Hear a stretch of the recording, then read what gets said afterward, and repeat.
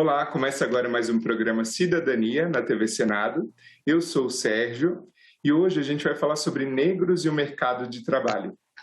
Eles são 54% da população, representam 76% dos brasileiros mais pobres e apenas 17% dos mais ricos, segundo o IBGE. Além de tudo, costumam receber menos do que os brancos nas mesmas funções. Além disso, também são maioria entre os desempregados. Para falar conosco a respeito hoje, temos a participação de Emerson Ferreira Rocha, ele que é pesquisador e doutor em Sociologia. Bem-vindo, Emerson. Olá, Sérgio. Agradeço o convite, cumprimento a você e a todos os espectadores da TV Senado. Obrigado. Emerson, para a gente começar, então, de uma forma bem geral, que dá nome até ao tema do nosso programa, por que os negros são a minoria no mercado de trabalho formal e também por que eles são menos selecionados para cargos de alto escalão das organizações? Maravilha, Sérgio. Quando a gente vai compreender como as desigualdades raciais vêm a acontecer no mercado de trabalho, a gente pode organizar o conjunto de causas em três grandes conjuntos. Não é? Um desses conjuntos diz respeito às desvantagens de ponto de partida. Não é? As pessoas nascem em famílias mais ou menos afluentes economicamente, as pessoas nascem em famílias onde você tem ou não tem livros em casa, onde você tem ou não tem acesso a uma série de recursos, não é? Culturais, enfim. Não é? Então você tem essas desvantagens de ponto de partida, não é? Desvantagens ou vantagens de ponto de partida. A gente tem um outro grande conjunto, não é? Que tem a ver com as qualificações, não é? Das pessoas, as qualificações que elas apresentam, não é? No mercado de trabalho, podem apresentar. Não é? E um terceiro, que a gente chama da discriminação propriamente dita, a discriminação direta, que acontece quando as pessoas competem, não é? Por posições nisso que a gente chama de mercado de trabalho. Não é? E a gente deve notar que há o que a gente chama de desvantagens cumulativas, ou seja, a gente está separando a discriminação das vantagens e desvantagens de ponto de partida e de qualificação, mas a discriminação, sobretudo do ponto de vista histórico, também afeta os pontos de partida. Negros, de maneira geral, saem de pontos de partida menos vantajosos ou mais desvantajosos que os brancos. Né? Igualmente, as pessoas negras, por esse ponto de partida e por outros fatores, também atingem, né, menores níveis de qualificação, que vai prejudicar a sua posição no mercado de trabalho. Né? E, além disso, a gente tem a discriminação, mais uma vez, direta que acontece dentro do mercado de trabalho. Claro que há vários outros fatores, né, mais imponderáveis, talentos, habilidades, sorte ou azar de um lugar, né? Mas, no geral, na estrutura, o que a gente pode organizar são essas três séries de fatores. E esse da discriminação, muitas vezes, as pessoas não têm alguma dificuldade para admitir, às vezes, ou para perceber, porque, de fato, é difícil de perceber em qualquer momento de interação no mercado de trabalho, por exemplo, numa entrevista de emprego, não é? Chega lá uma pessoa como eu, uma pessoa negra, e chega para uma entrevista de emprego e, de repente, não é sendo contratado uma pessoa branca com mais ou menos a mesma qualificação. Naquele momento é difícil distinguir, não é, naquela interação com a pessoa, se foi discriminação racial, racismo, se foi pela minha insegurança, se foi pela minha postura ali, se foi por aquele momento, por um nervosismo, enfim. Então, em cada momento singular, em cada interação singular, é muito difícil a pessoa distinguir, não é, exatamente, identificar com exatidão qual foi o papel do racismo, da discriminação racial. Não é? Por isso que a ciência social entra em jogo, com o uso, por exemplo, da estatística. Não é? Quando a gente pega, então, grandes números, não é? Um grande número de pessoas, a população brasileira no mercado de trabalho, aí a gente consegue identificar, olha, com a mesma qualificação, na mesma região, não é? Com a mesma origem familiar, mais ou menos, há essa desigualdade em média. Portanto, isso evidencia a existência da discriminação. Então, no grande número, no estudo com grande número, utilizando esse tipo de metodologia de recurso, a gente consegue identificar que há um papel da discriminação. Embora na interação, em cada interação cotidiana, muitas vezes seja difícil para as pessoas identificarem, não é? Emerson, e como que o governo vem atuando nos últimos anos para diminuir essa desigualdade, na sua opinião? Como o governo vem atuando, maravilha de pergunta, Sérgio. Isso traz o tema das políticas públicas, né? E quando a gente vai pensar nas políticas públicas que combatem ou podem combater a desigualdade racial, a gente pode agrupá-las em há duas formas das políticas, duas grandes formas das políticas públicas atacarem a desigualdade racial. Uma é de maneira indireta. Você pode ter uma política que não tem o foco de combater desigualdades e iniquidades raciais, mas que faça isso por um efeito, por assim dizer, colateral. Por exemplo, o programa Bolsa Família, ou qualquer programa de assistência, não é, de distribuição de renda dessa natureza. Ele vai beneficiar mais a população negra, porque a população negra está concentrada na pobreza, não é? Então, o programa não está desenhado para atacar o problema iniquidade racial, mas acaba atacando, não é? E há políticas públicas especificamente voltadas para, não é, atacar a desigualdade racial. O nosso exemplo mais claro, né, no Brasil é, claro, a política de ações afirmativas, né? Tanto no funcionalismo público, não é, que a gente tem as cotas, né, as famosas cotas no funcionalismo público, quanto no acesso ao ensino superior nas universidades, né? Que é uma política interessante. Ela tem um baixo custo econômico relativamente, não é? Você cria, mas tem um alto custo político, não é? A gente viu o debate muito quente, não é, a respeito dessa política, a opinião pública, não é, se divide, se tensiona acerca das opiniões sobre essa política. Mas é um grande exemplo de uma política que visa atacar diretamente a questão das iniquidades raciais.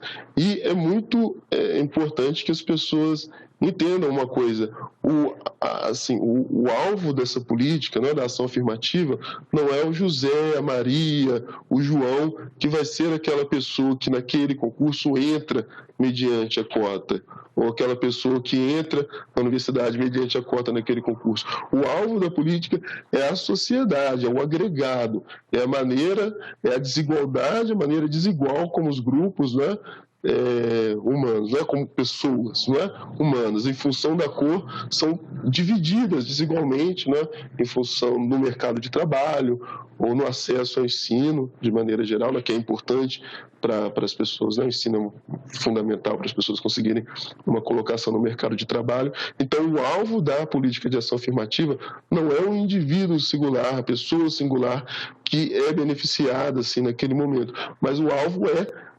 modificar esse cenário de uma maneira geral. Mas, claro, para modificar esse cenário de uma maneira geral, para modificar a sociedade, isso passa, né, por beneficiar pessoas singulares em cada momento, né? Mas isso não quer dizer que elas, particularmente, sejam o alvo da política. O doutor comentou sobre a cota nos concursos públicos, né, que é uma das políticas públicas que tendem a reduzir essa desigualdade. E essa é uma política pública relativamente recente, né, Emerson? A dos concursos, e não a das universidades, enfim. Como que você, enquanto pesquisador, consegue ver já alguma diferença, algum impacto relevante nesses últimos anos, em razão das cotas para o concurso? Sim, não é? É de 2014, não é? Que a gente tem essa lei, implementa essa política, esse critério. Os efeitos, eles se fazem presentes, não é? Você tem, obviamente, por conta disso, um aumento do número de negros ocupando posições no setor público, né? Se você pegar no agregado, no total, você não vê uma diferença tão grande ainda, né? Porque é pouco tempo da política para muito tempo de ingresso, né? Mas se você pegar a quantidade de pessoas que ingressam ano a ano, você vê que a partir de 2014, né, o número de ingressantes negros sobe de patamar. Não é? Até então, esse número, a proporção de negros ingressando no serviço público não ultrapassava ali a casa dos 30%, de modo muito significativo, né? E depois dessa política ele se estabiliza ali em torno dos 40% ou mais no ingresso de pessoas negras. Então você tem, de fato, um resultado efetivo. Agora, há barreiras que continuam, né, desafiando, porque tem uma coisa, um padrão muito interessante na desigualdade racial no mercado de trabalho, que é o fato, eu mostro isso no meu livro, né, que quanto mais alto o status socioeconômico de uma posição em questão, maior é ali o peso da discriminação racial. Ou seja, como se houvesse uma resistência na sociedade a que negros ocupem essas posições, um consenso não necessariamente consciente, deliberado, as pessoas, não quero, né, que os negros ocupem esse lugar. Embora isso exista, algumas pessoas pensem assim de maneira deliberada, articulada, não é? Mas não é isso necessariamente. A sociedade funciona, não é? De tal maneira a oferecer uma resistência que pessoas negras ocupem essas posições de maior prestígio, maior remuneração, maior status, enfim. E isso também se apresenta quando a gente olha só para o serviço público. Né? Mesmo com esse aumento do ingresso de pessoas negras com a política de cotas, você, nas posições de comando, nas posições de maior renda, os negros ainda penetram menos, sempre menos. A presença deles é sempre muito menor do que nas posições intermediárias ou baixas, especialmente quando a gente fala das mulheres negras, inclusive. Na sua visão, doutor, o que motiva, em pleno século XXI, um indivíduo a continuar a praticar o racismo, seja no mercado de trabalho, na política, no esporte, enfim? Essa é a pergunta de $1 milhão, né? De como é que o racismo funciona de fato, né? Como é que digamos assim, qual é a alma dessa coisa, não é? Que é capaz de produzir esses efeitos, produzir todas essas iniquidades, não é? O que a gente sabe é que existe essa diferença de que nem sempre a discriminação racial ela é um fenômeno deliberado, pessoal. E isso que às vezes confunde as pessoas, têm dificuldade de perceber, localizar o racismo, a discriminação racial no mercado de trabalho, como eu falei, ou na sua vida, nas interações de maneira geral, porque elas têm dificuldade de reconhecer, olha, eu não agir deliberadamente para discriminar aquela pessoa negra. Não raciocinei assim, olha, aquele negro, enfim, algum palavrão nojento, não sei o quê, não quero que ele ocupe esse espaço, por isso vou impedir. Isso não precisa ser deliberado dessa maneira. Né? Isso existe, a gente sabe que há nessa sociedade, infelizmente, na nossa sociedade a gente convive com pessoas que pensam assim, não é? Que nem sempre falam em público, não é? A gente vê as pessoas cada vez mais falando até em público, não é? Verbalizando esse racismo mais articulado, de crença racista mesmo, né? Verbalizando em público, né? Mas a gente sabe que isso também fica nas salas, né? nas suas mesas de jantar, as pessoas fazem esses comentários de maneira privada, ou seja, há de fato quem acredite, né? Há aquelas pessoas para as quais o racismo é um conjunto de crenças articuladas, né? Que dizem respeito à inferioridade de um outro em função da cor. Né? Mas não precisa ser assim, e não é sempre assim. Né? A discriminação também funciona num estado mais pré-reflexivo, né? Por vivermos numa sociedade em que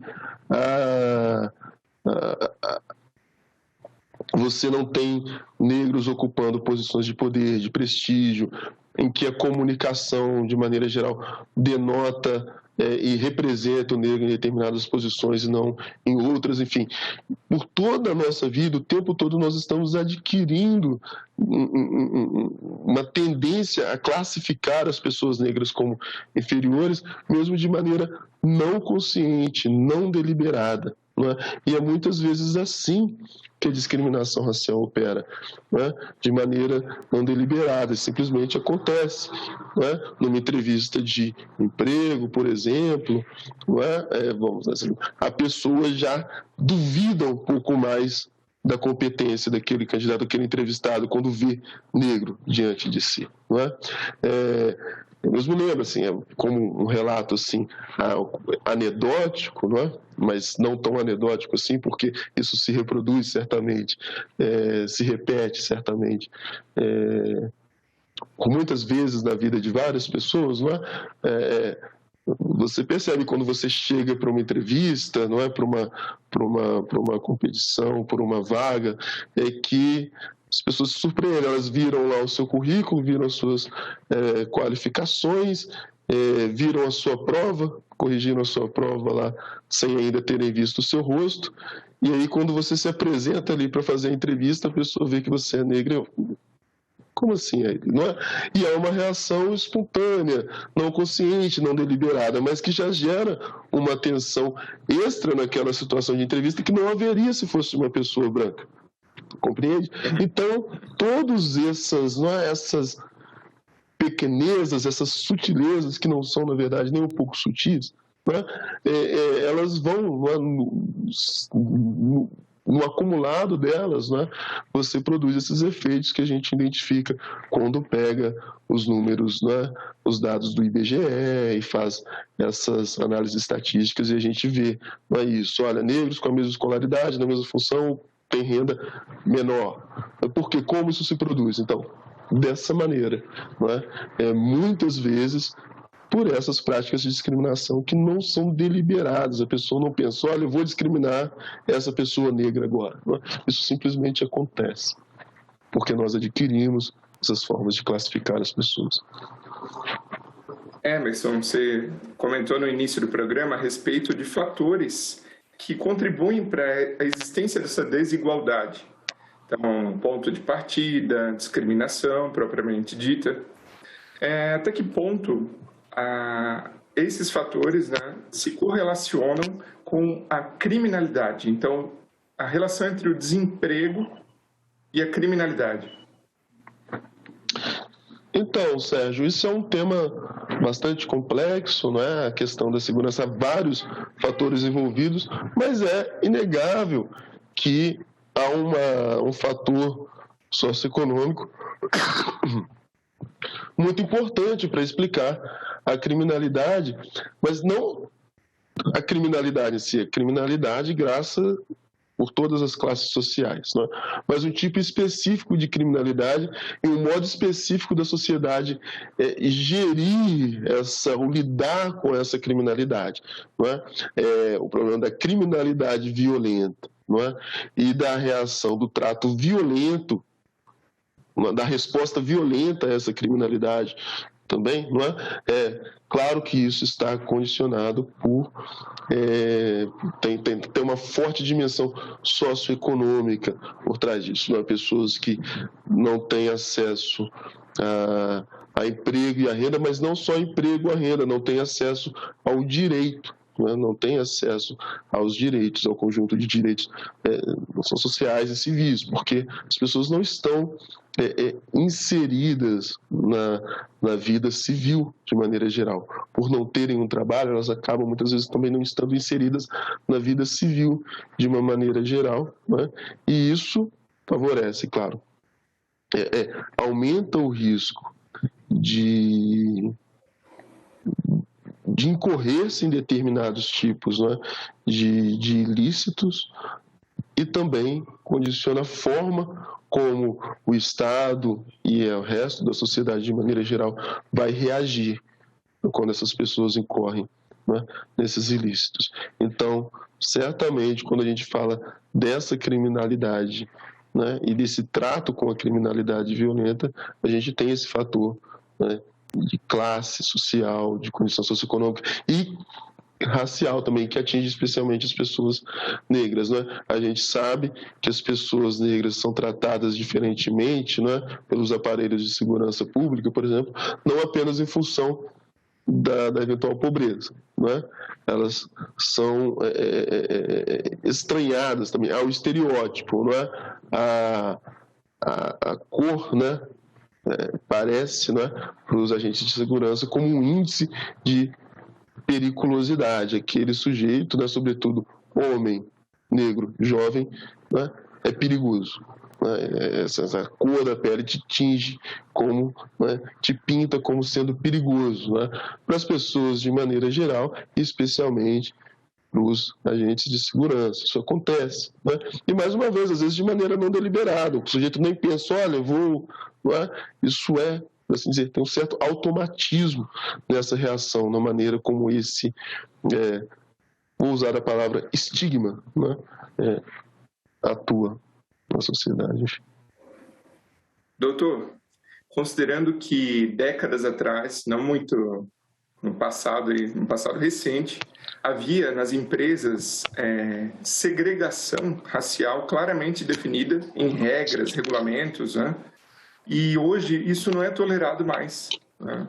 Não faz o menor sentido existir esse tipo de coisa. Então, a que ou a quem o doutor atribui esses avanços nas organizações? Maravilha, Sérgio. Então, é o velho tema do aprendizado, né? O que a gente fica pesquisando sobre desigualdade, sobre todas essas iniquidades, né? E trabalhando com esses cenários, né? Com essas situações que entristecem, né? Mas tem um outro lado bom. A gente sabe que os coletivos humanos também são capazes de aprender, não é? Então há um aprendizado coletivo nesse sentido de você questionar o racismo, né? Na sociedade você tem processo de aprendizado, né? Isso em curso, né? De que, olha, é feio, não pode, não é justo, não é certo tratar as pessoas mal simplesmente em função da cor da pele. Isso não é certo perante um conjunto de valores que a gente assume como corretos, né? Então há esse processo de aprendizado balizado, né, em alguns valores, né, como o da dignidade da pessoa humana, enfim, né? Agora, nesse processo de aprendizado, ele não acontece simplesmente de maneira espontânea, né?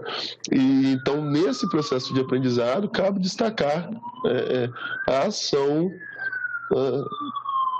de atores políticos, né? De organizações, né, de coletivos, de pessoas que se organizam para levantar essas bandeiras, levantar essas pautas, né, pautarem isso na arena pública, na discussão pública, né, de maneira que o Estado e também firmas, né, empresas, enfim, modifiquem condutas, né, rotinas, no sentido de minorar, pelo menos, essas iniquidades raciais. Então, o papel aí eu destacaria o papel da política, de maneira geral, né, dos atores sociais, das pessoas, né, e dos coletivos humanos que agem, né, que encaram, né, veem na política, enxergam na política um espaço de promover esse aprendizado, né? Então isso é isso, em particular, chama atenção também para uma questão mais geral, né? A política, né, hoje em dia a gente vê, as pessoas estão meio aborrecidas demais com a política, não é? A corrupção, nada resolve, enfim, a política está muito em baixa, não é? Isso acontece mais ou menos sempre, mas especialmente agora a gente percebe isso, as pessoas estão muito desiludidas, muito decepcionadas e muito até revoltadas, né, com a política. Mas a gente não pode esquecer que a política é esse espaço também, né? E talvez o único grande espaço, né, em que a gente pode, enquanto pessoas, né, e enquanto coletivos humanos, né, promover esses processos de aprendizado em sociedade, promover esses processos de melhora. Então, a política também é esse espaço importante em que a gente procura promover, procura lutar por um mundo um pouco melhor, não é? Então, eu destacaria esses atores. Doutor, diante de tudo que a gente comentou aqui no programa, para a gente encerrar, gostaria que o doutor comentasse se você acredita num futuro mais justo e igualitário no Brasil, nessa questão do mercado de trabalho e os negros, e para qual horizonte o senhor enxerga isso? Sérgio, acredito porque tenho que acreditar, não é? Se não acreditar, a gente desanima, não é verdade? Mas, para além disso, eu também acredito de um ponto de vista mais frio e racional, não é? Uma coisa que a gente aprende, não é, estudando, é que a gente não pode ver a história como uma coisa linear, sempre evoluindo, não é? Às vezes é bom a gente acreditar nisso, a gente quer acreditar que, olha, a gente está evoluindo, e de repente a história puxa o nosso tapete, a gente vê, nossa, estava melhorando e agora recuou, estava melhorando nessa direção, agora foi para o outro lado. Então, a história ela tem todas essas, né, veredas, né? A história se envereda pelos lugares mais imprevisíveis às vezes, não é? Mas a gente consegue, sim, observar esses processos de aprendizado, né, dos quais a gente estava falando, né? Dá para dizer que hoje, de maneira geral, a nossa compreensão a respeito desse tema melhorou. Dá para a gente dizer que hoje, né, há uma disposição maior coletiva de lidar e de enfrentar esses problemas. Por mais que hajam também reações e forças contrárias que discordam disso, ou que defendem mesmo essas iniquidades de maneira mais aberta e cínica, enfim. Mas de fato há um processo de avanço. Às vezes demora um pouco mais, às vezes é mais tortuoso do que a gente gostaria, mas acontece sim a melhora. Doutor Emerson, muito obrigado pela participação aqui no Cidadania e obrigado a você que nos prestigia com a sua audiência. Esse programa já está disponível no nosso canal no YouTube da TV Senado, então se inscreve lá, e também disponível no site do Senado Federal. Se você tiver alguma dúvida ou sugestão, pode mandar para a nossa ouvidoria. Obrigado e até a próxima, pessoal!